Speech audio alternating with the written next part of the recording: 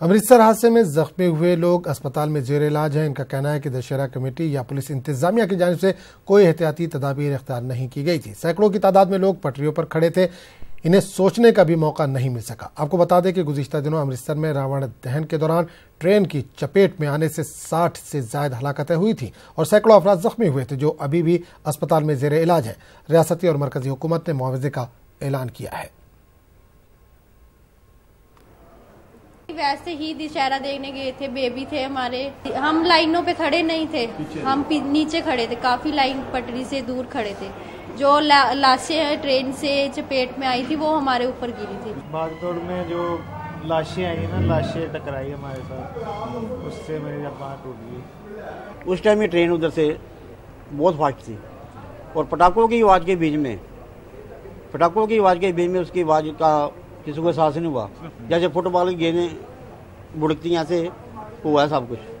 जैसे जलियांवाला बाग समझ लो, या 1947 समझ लो, ये कुछ हो गया था वहाँ। पता ही नहीं चला कदों ट्रेन आ गई जी। जो रावण से आग लगी ना जी, पटाखे इतने बजे, उतनी बीच में ट्रेन आ गई। उस पे जितने आदमी थे ट्रेन के पटरी पे बैठे थे, कोई आदमी व्यक्ति नहीं बचा। कितने लोग होंगे? 350 से ऊपर ही थे जी। तो वहाँ स्टेज से ये बोला गया था कि लाइनों से हट जाओ, या क्या बोला गया था? तो बोल रहे थे कि गाड़ी आई जो मर्जी हो, दशहरा है, देखे।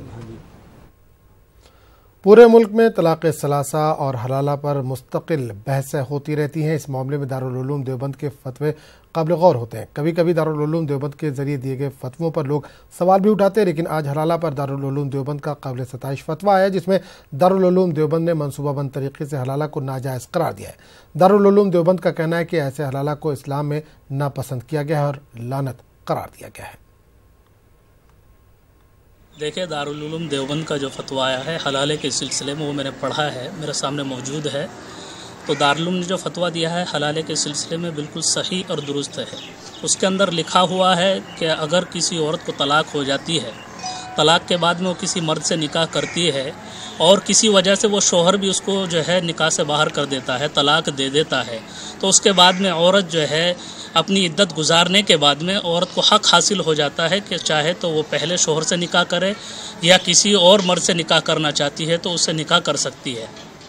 लेकिन जो फतवे के अंदर लिखा हुआ है कि जिस वक्त निकाह किया जाता है उस वक्त में निकाह करने वाले को जो है इस चीज़ पर पाबंद किया जाए या उससे ऐसी शर्त लगाई जाए कि इससे निकाह करने के बाद में आपको तलाक जल्द ही देनी है, तलाक देनी है आपको, तो ऐसी सूरत जो है शरीयत के अंदर जायज़ नहीं है।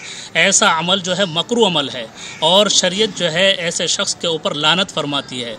तो दारुल उलूम देवबंद का फतवा जो बिल्कुल अपनी जगह जायज़ और दुरुस्त है, हम इस फतवे की पूरी तायद करते हैं।